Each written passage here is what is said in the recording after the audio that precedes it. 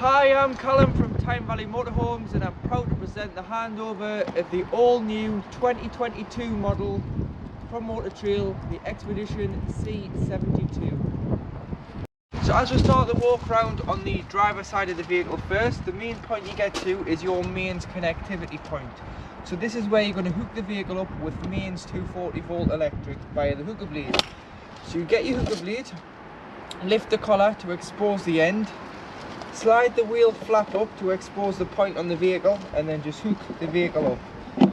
Hook the motorhome up first and then walk to your power source, and obviously do it in reverse when unhooking the vehicle. Below the hookup point you'll notice there's a grey tap. This is your waste disposal point, so this is anything that you've put down a plug hole. Goes into a separate waste holding tank, and then on the way out of your site, if you're not on a super pitch, you would go to the waste disposal point using the lever, slide the lever back, and your wastewater will drain off. You always want to make sure that this is fully drained off in the winter. When the weather is really cold, this could freeze and crack the pipework and the tank, so drain this off in the winter is very important. Coming further back, you've got your toilet, so this is your cassette loo. So with the motorhome you get a couple of keys. So you get your main Fiat key, so you'd lock by pressing the Fiat button, which is the badge, unlock by clicking here, flip key, and you've got the habitation key, and you've got the key for the water flap. So using the habitation key, which opens all the external locks and the habitation door, turn it so you can press the buttons in. Then what you would do is you would make sure that the blade on the inside of the toilet is closed first. You'll be able to lift and slide the cassette out. You would remove the blue cap, which is a measuring stick, so you can fit 120 ml of liquid, of either the blue or the green liquid in there when you come to top the chemical back up on the toilet. So remove the cap so it goes like this. Take it to your waste disposal point, which is normally beside your toilet block. You do have a handle so you can drag it if it's too heavy for you to carry. And then what you do is you press the blue button at the back, tip it out. Once you've tipped it out, put some water in, give it a rinse and tip out again. Then, like I say, use the cap for 120 ml of the chemical, and you can fill up the cassette up with the chemical so it breaks down what it needs to. Or if you're using the tablet form, you put a pint of water in. So you can either do it outside the vehicle, or you can do it by pushing it back into the vehicle, opening the blade and flushing a pint of water back in, and then you can follow by a tablet of either the blue or the green sachets, and that'll break down into a liquid and do what it needs to do as well. But always make sure that if you come to get the cassette out and it's not coming out, it means the blade's open. You need to go back into the toilet. On the bowl of the toilet there's a lever and you need to shut it, but I'll show you that once we're inside the motorhome. Further back you've got your vent for your truma. So this indicates where the boiler is located on the motorhome. So it's located in the back left hand corner of the back lounge.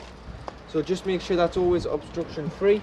And then below, similar to the grey waste, this is your fresh waste, your fresh water, sorry.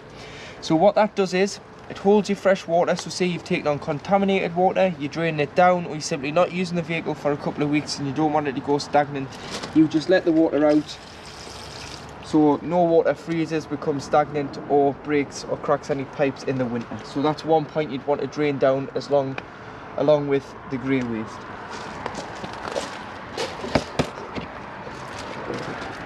In the back here you do have your storage. You've got your boiler in here, so I'll show you that more from inside because there's a drain down tap in there for draining the boiler off as well in the winter. And you'll notice that your pump's just up there as well. And then coming around the back, you've got your high level brake light. If you were to fit a bike rack, you've got these cool bike rack bars which have been put on when the motorhome has been manufactured. So can take a bike rack, and this is the strengthened panel to take the bike rack. Coming around the passenger side, you've got storage this side of the U-shaped lounge to fill with fresh water. So you get yourself a hose pipe, either one of the collapsible ones or just a hose pipe that you haven't used in the garden with some hose pipe ends, because it's mainly just a brass tap on most sites. You'd use your little key which locks this flap, so you can lock it and unlock it. Put your hose into the groove, it'll go into the freshwater tank and it'll fill that up. And then you can see on board how much water you've got at any one time on the main control panel above the habitation door. Moving on, you've got your LPG, so liquid petroleum gas. This is your gas locker. So you can fit two 6 kilogram propanes in here. This is what the motorhomes run off, propane, not butane. So two 6s. This is a 6 demo bottle we've got on here just to show everything working.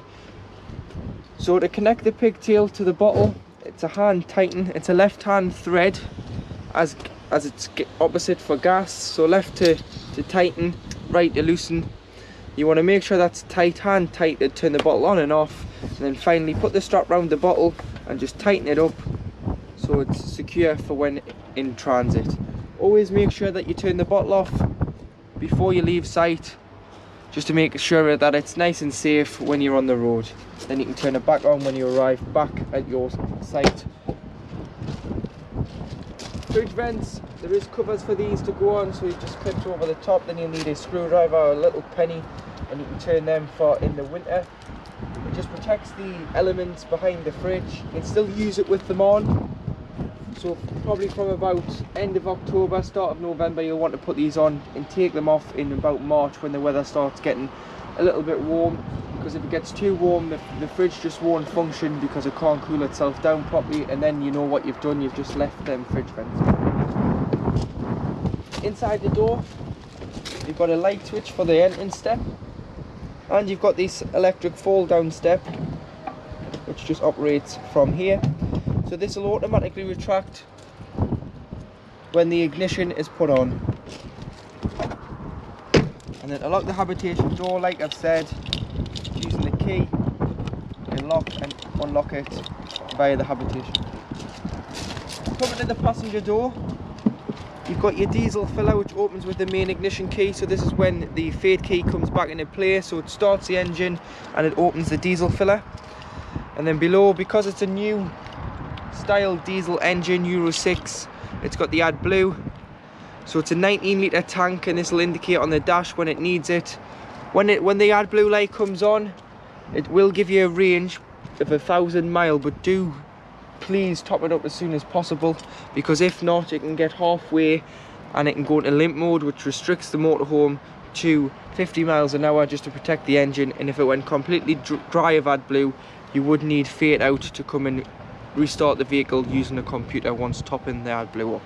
So you just top up either by buying it on the pumps like the HGVs, or you can buy it in the drums from Halfords and your local car factors and top it up that way.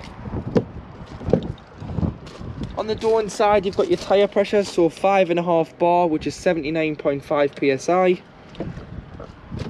You've got a toolkit underneath here which has got a jack and a brace and a torn iron.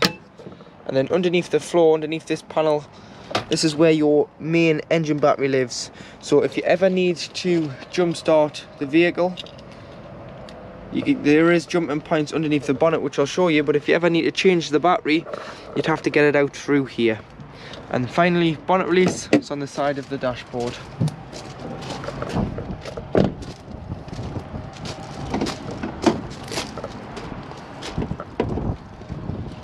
So coming to the left hand side, you've got all your fluids. So starting off in the very far corner, you've got your screen wash.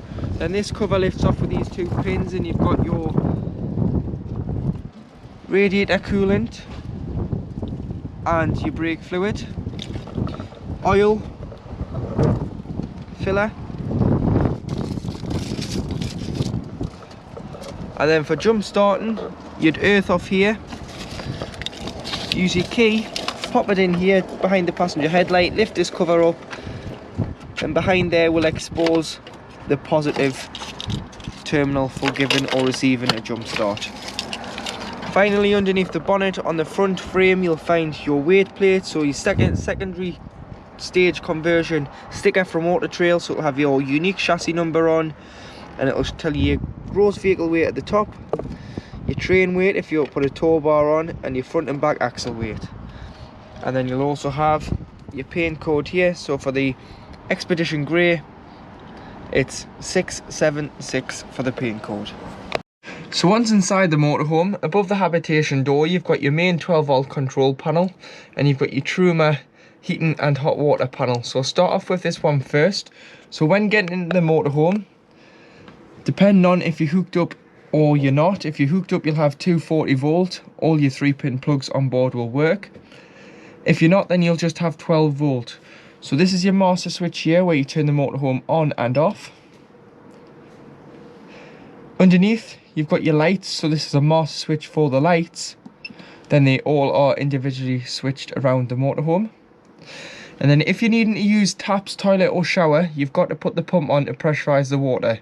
Otherwise you'll just get whatever's left in the lines until it dribbles out. So you'd put the pump on to pressurise your water flow. And then you'll hear the pump kick in, and all that's doing is it's just pressurising the system. This side you do have your awning light, which is the light outside above the habitation door. And then this one, you can scroll through this panel here, so it'll tell you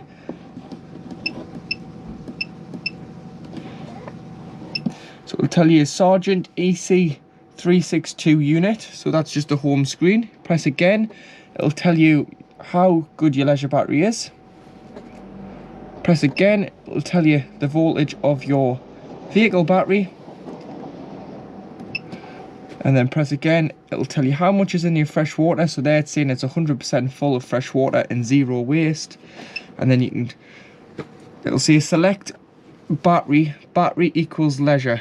So you always want the active battery to be the leisure battery. So that means whatever the motorhome side is running is always running off the leisure battery, which is the second battery on the vehicle. You don't want it to run off the vehicle battery, because it could flatten it and then you'll not be able to start the engine. So always make sure that says leisure. And then you can adjust the time for when the clocks go back and forth. Come to this side, you've got your Truma heating and hot water panel. So to turn on and off, you just press and hold. So it's a long press to turn off, and then you can press it to come on.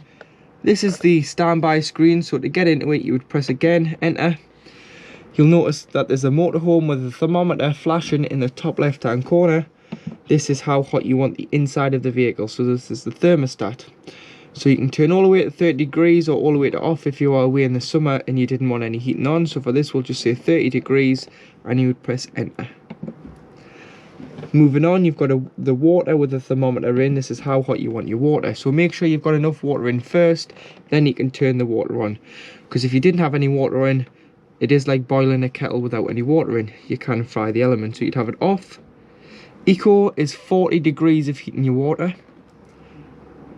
Hot is 60 degrees of heating your water. And boost will turn off the heating to prioritise the water first. And then once the water's to temperature, the heating will kick back in. So for this, we'll just say hot, which is 60 degrees of heating the 10-litre hot water container.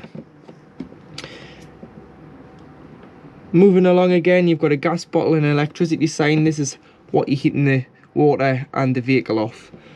So starting off, you'd have gas. So you'd use gas if you're wild camping, you were parked in a field or a lay-by in the middle of Scotland. So you'd use gas because you wouldn't have any electric. You've got a mixture of 1 kilowatt of electric and gas. You've got a mixture of 2 kilowatts of electric and gas. So you'd use mixture 2 more than mixture 1, but you'd only use mixture 2 if you're away in the winter months. Because what that'll do is that's both sources together. So it'll boost the time it takes to heat the water or the vehicle if you're away in the colder weather. You've got electric on 1 kilowatt. And you've got electric on 2 kilowatts. So normally you would use electric on 2 kilowatts in most camping and caravan and club sites, but if you're away on a smaller CL site, then you may have to use electric on 1. But do ask your site what current they give you through your hookup lead and the ampage, because sometimes it can be 12, sometimes it can be 16. So if it was 12, you'd probably want to use 1 kilowatt. If it was 16, you can use 2. But they'll tell you when you're booking onto your site. And then in the top right hand corner you've got a fan, so you've got it on eco or high. So this is a 12-volt assisted fan, so you can have it on eco if you're away and you are wild camping. It'll take a smaller feed from the 12-volt leisure battery, or you can have it on high if you want to circulate the heat more around the vehicle. What I would do is I would put on eco as well when you were sleeping, because the fan can be a little bit noisy when on high. In the bottom left hand corner you've got a timer, so you can time it to come on and off, just the once though. You can set the time on the digital control panel, and then should you get a warning triangle, it's indicating that there's a fault, so you've either run out of gas, you're not hooked up, or the boiler could have just faulted itself. What you can do is you can go into the spanner, which is in the bottom right, click on reset, it'll come up preset, click again, and what it'll do is it'll completely restart this control panel. So what you'll have to do is go back through and set the temperature of the vehicle, the water, the energy source, the fan, and so on. And then to turn off, you just press and hold until it starts turning itself off, like so. In the kitchen of the C72, you do have your 3 gas burners. So you can light them with the ignition on the front of the cooker, like you would at home. And then once you've had them on, allow them to cool before you put the cooker hood down, because the cooker hood is meant to be shatterproof, but we have seen them shatter with the heat when it's been too warm. So just allow it to cool, and then once you can put your hand on them, you know it's cool enough for the glass lid. Below you've got a oven and a grill, so starting off with the grill.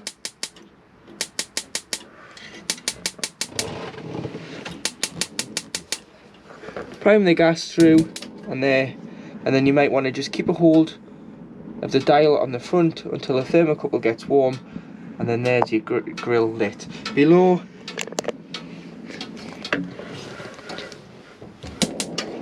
you do have your oven. If you're having any problems with lighting any gas appliances on gas, always prime the gas through on the hob first, then all the other gas appliances like the fridge and the boiler will then light. And then when you're travelling, you may want to take these out or wrap them up, as they can be the main cause of rattling when on the road. Underneath the oven is where you'll find the location for, there's a plug here for the fridge on electric, and your gas taps. So any problems with gas, turn the bottle off to be safe. These are mainly for when the vehicle is annually habitation serviced. The technician will test the gas in line with the National Caravan Council guidelines for gas to make sure that all appliances are working correctly. But you'll also notice you've got a lot of storage underneath here. Pressing the catch will unlock the door. You've got some storage in here, and then you've got your cutlery drawer just above. So always make sure the catches are pushed in before you travel. They'll keep the doors locked. Some cupboard space above, some more cupboard space, and then you do have this 3-socket tower, which will only work when hooked up on mains electric. So you turn on and off from here, push the red catch in to drop it down, and then just pull it up like so for your kettle and your toaster. On the window behind, to open the window, you just loosen the levers, push it out, turn the black toggles on both sides to keep the window out on the stay, loosen it off, that'll bring the window in, and it's the same for all the windows. And then you do have blackout blind for on an evening, and a fly screen for when you've got the window open in the summer. To operate the Dinette style fridge freezer, your energy selection is here. So you've got off at the top. Next one down is mains 240 volts. So this will act as a household fridge. So if you're pre-chilling at home, you can put it on to mains electric, or if you're on site, you wouldn't want to waste your gas, so you would use mains electric as well.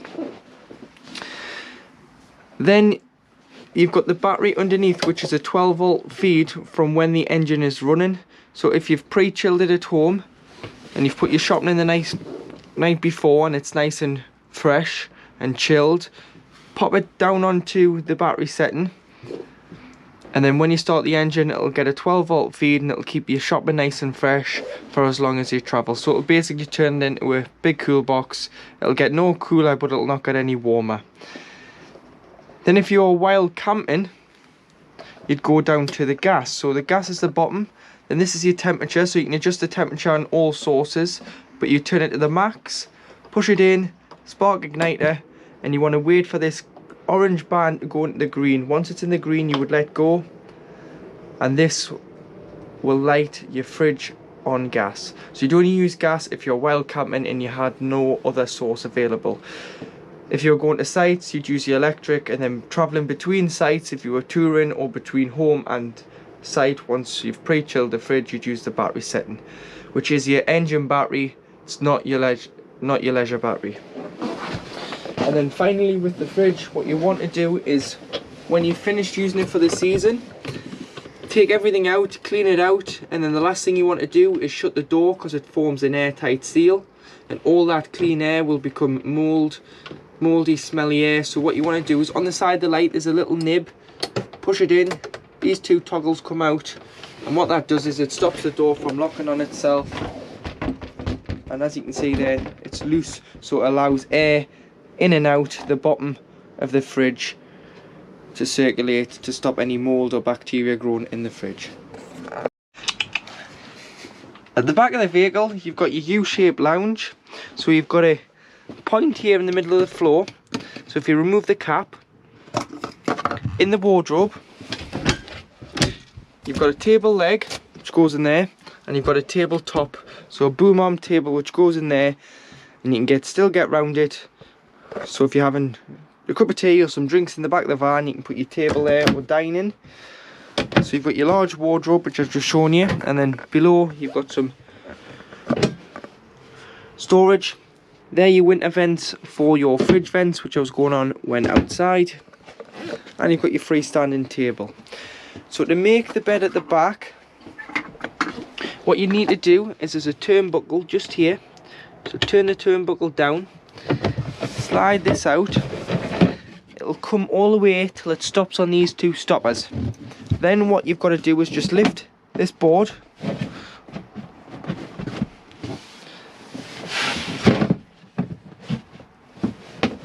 to the other side of the stoppers and wedge it in, and then you would use your backrests from either side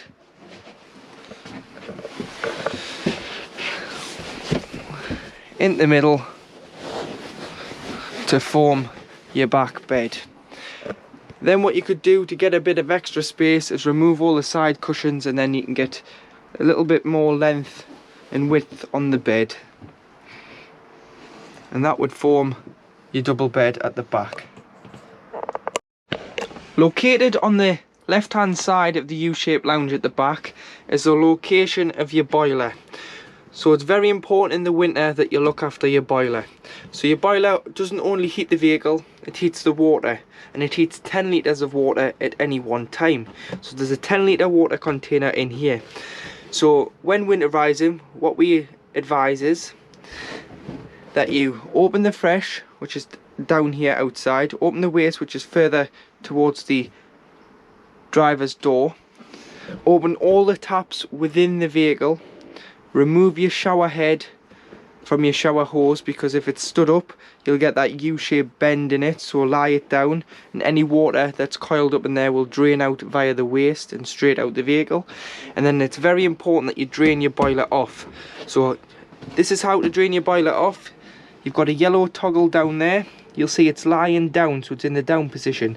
Stand it up and 10 litres of water will drain directly out underneath the chassis when it's stood up. Leave it stood up during the time you've got the vehicle in storage and not being used in the winter.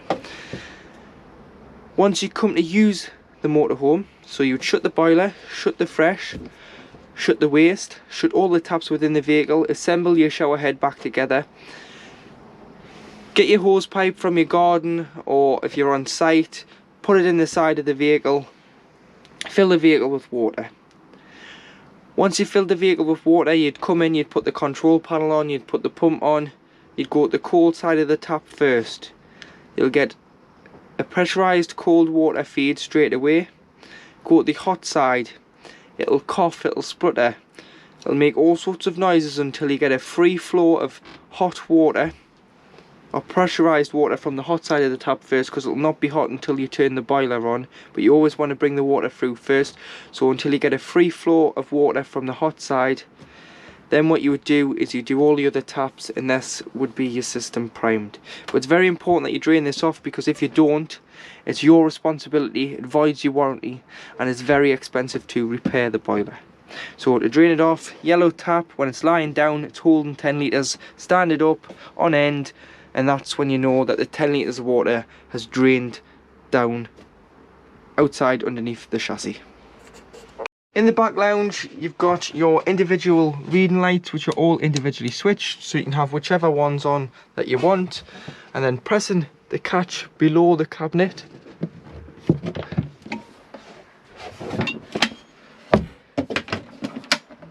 you've got storage space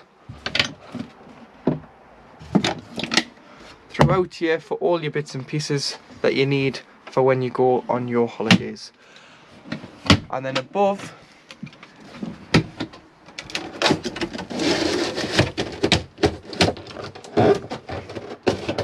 this just clips in here, and you've got a blackout blind for your fly screen. Taking it back, you do have a fly net, and then you can open it, and depending on which way the wind's blowing, you can either push them both up, or you can have one end down and one end up, or one end down or one up and one down, depending on which way the wind's blowing for ventilation through the motorhome, should it be a nice hot windy day. Across from the kitchen you do have your washroom, so it's quite a nice washroom with the shower being separate, but it's all in one. But you do have the step down into the shower. So to operate your toilet,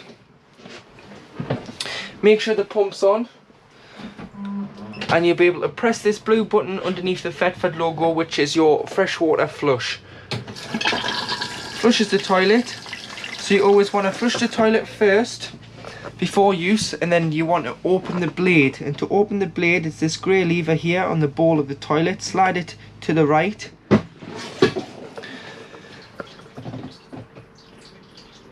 Flushing first helps to keep the blade and the seal lubricated. Use the toilet, flush after use, and then what you would do is you just slide this back to the left. Once it's in this position, should the cassette ever be full, you'll be able to get it out, and you always want to get into a habit of closing the cassette after use. If you are using the pink liquid, there's nowhere for the pink liquid to go because it isn't a header tank, but what you can do is put it into a spray bottle, spray the bowl of the toilet before you flush, and it'll do the same job. When the cassette's full, it'll indicate on the back left hand corner of the toilet, showing green there, which means it's empty. It'll start to go to red until it goes to a solid red, which means it's time to empty the cassette. You've got your bathroom light just hidden underneath the toiletry cabinet there.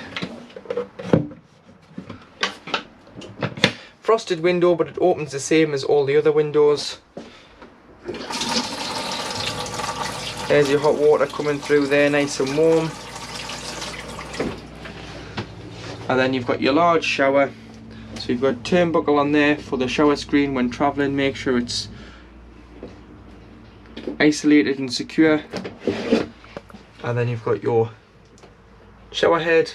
And like I was saying, when winterising, just unscrew it, take this off the holder and lie it in the tray, because you can see it's got quite a big loop in there, and leave all the taps open. In the front of the C72, you've got a double dinette on this one, so you can sit 6 people. So you've got 6 belts, 4 round here on the double dinette, and obviously 2 on the cab, so it is a 6 berth, 6 belted vehicle. You've got storage underneath. In this corner here is the location of your leisure battery. Underneath the flap you will find a banger leisure battery. And you've got storage underneath there for your extra bedding and various other bits and pieces.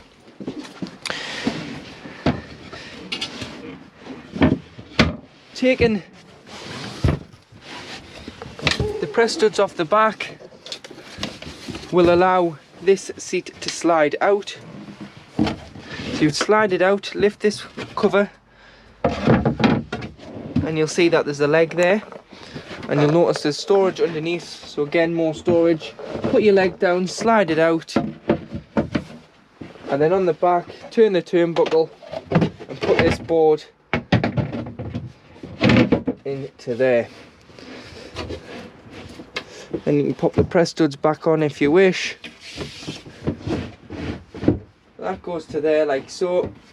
And then to make this bit into a bed, you would use the freestanding table, which is located beside the wardrobe at the back. There's a groove which you would slot that into there.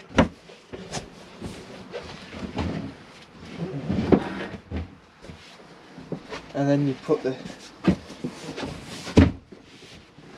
cushions back together and the infills onto here. So infills onto the top of the bed there, on top of the table. And then you had the backrest. Just onto there. And there you do have the double bed across the vehicle.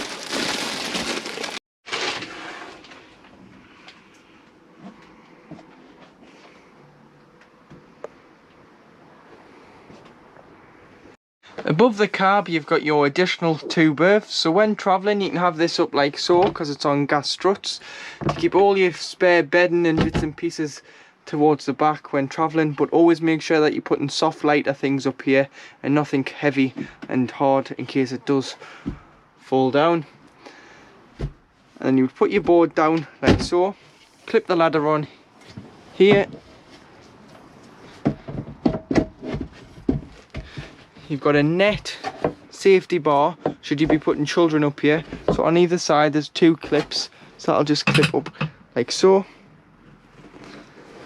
And then your mattress you would just fold over once it's out the protection bag, and you can dress the bed, and that would be another double bed above the cab.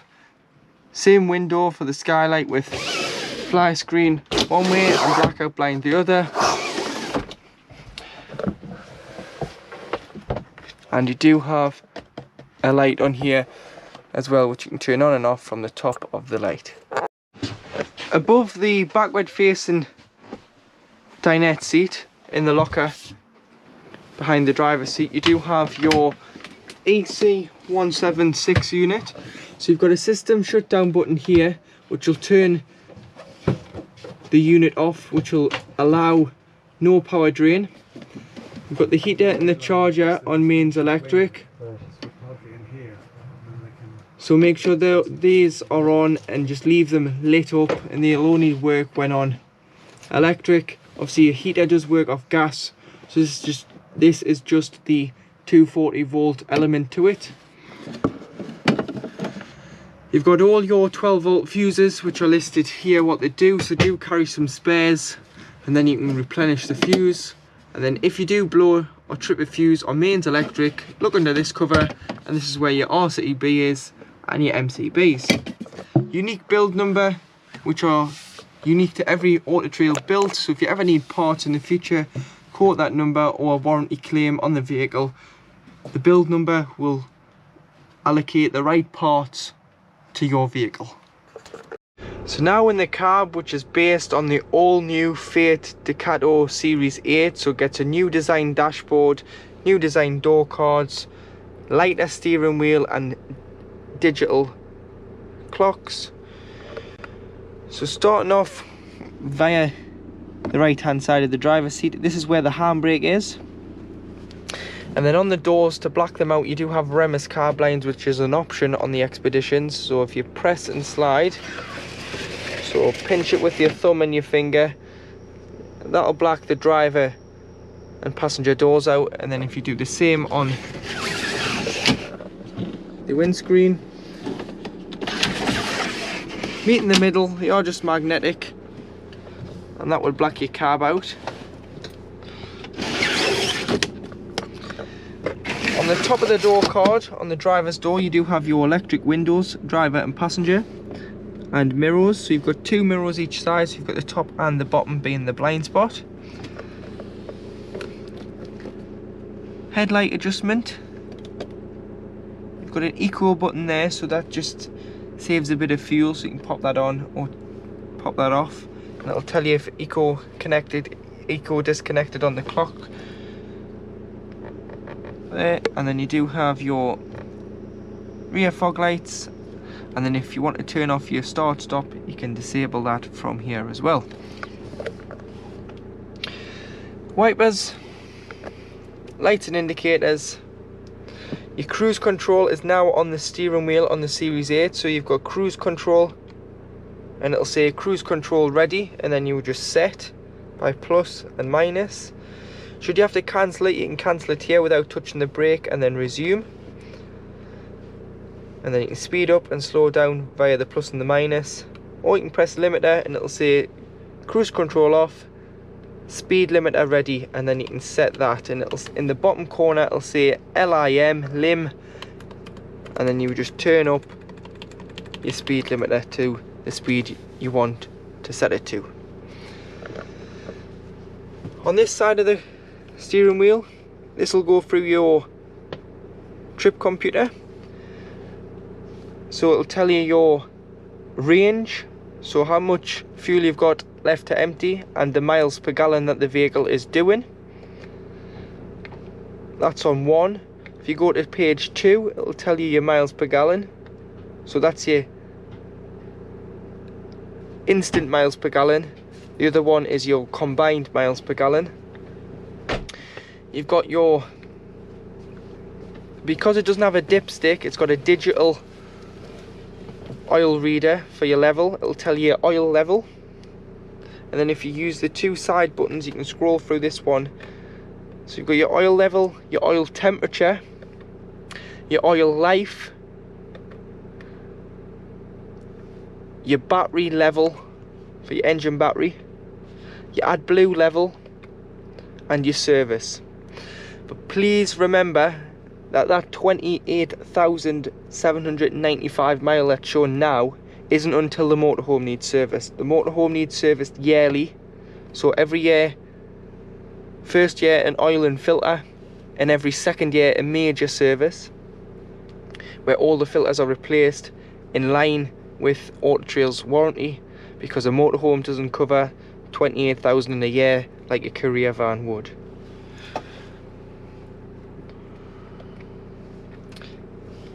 Then you can go to if there's any alerts on the next page by scrolling down, and then you've got all your vehicle setups. So you've got your display, your clocks, your language, your security, so passenger airbag, speed beep if you go over a certain speed limit, the buzzer volume, you can, and your lights, your courtesy lights. So when locking it, you can set the lights to stay on to go off immediately, stay on for 30 seconds, 60 seconds, or 90 seconds. And then your doors unlock, so you can have the auto lock facility where once you go over a certain speed, I think it's like once you get into second gear, over 10 mile an hour, the doors will lock on the cab.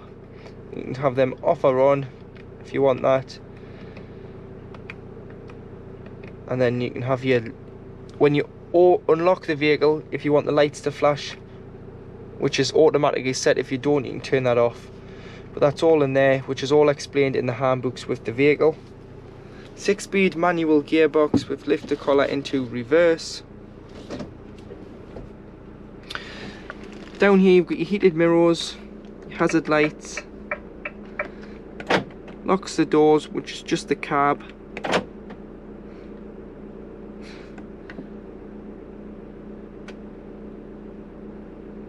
Turns your traction control off and turns it back on, so anti-skid control, ESC.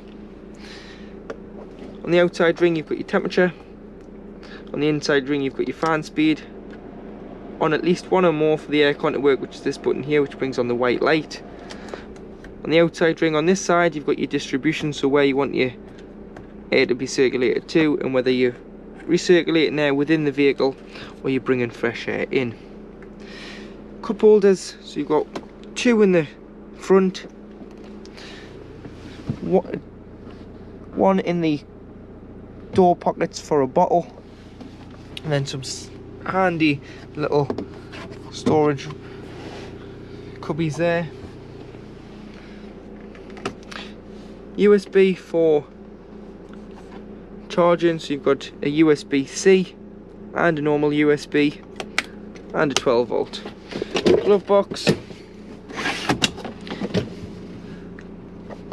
heated and cooled glove box via the air conditioning on the top of the driver's dashboard, or should I say passenger dashboard. And then you've got two USBs in here if your model is fitted with the Accent head unit. So this is the Accent head unit. So you've got radio, which is FM, Apple CarPlay, which is where you would connect through here if you've got an Apple iPhone. It will imitate the screen onto there, so you can use Apple Maps, Google Maps, Waves, and that will project it onto the screen. And you can also play your music and various other bits and pieces through there, Spotify, Apple Music. DAB, so you've got DAB radio there. Go to the list and you can find them all, and then you can press 6 to save your favourite channels. Going back to the home, which is the top button on the left hand corner, you forget about the camera because the Expedition's on fitted with the cameras. You've got USB, so should it, because it doesn't take a CD, if you were wanting to put a lot of CDs onto a big USB stick, again you can plug it into the USBs that are fitted into the top glove box on the passenger side. SD card, again you can put onto an SD card if you wish, and you can put into a micro SD which goes in the top right. Bluetooth, you can connect your phone, so you want to be searching at the same time as this is searching on your phone, and it'll come up with the name of your phone on here, and you just press pair. You'll get a notification on your device. It'll say Accent wanting to pair, make sure pins match, press pair, and then it'll ask you if you want to download your phone book. Just press allow, and that will sync all of your contacts into here, so then you'll be able to press keypad, contacts, call log, that'll all be saved. But if you wanted to use Bluetooth music, you'd have to go onto the phone and press the music icon, which is in the bottom right, for that to start working.